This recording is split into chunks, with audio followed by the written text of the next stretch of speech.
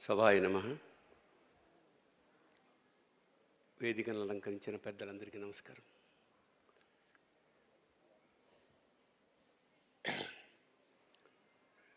మన భరత జాతికి గాయత్రి మంత్రం ఎంత గొప్పదో మన తెలుగువారికి సావిత్రి మంత్రం అంతే గొప్పది.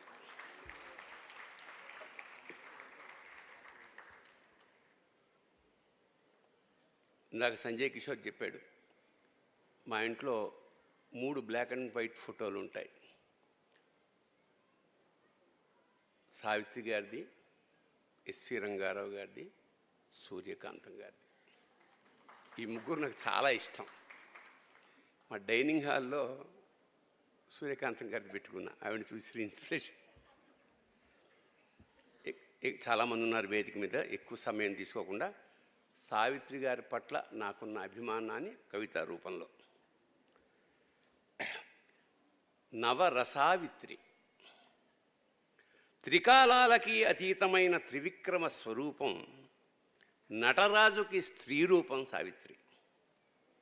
సావిత్రి కొంగు నిర్మాతలకు బంగారం, హీరోలకి శృంగారం.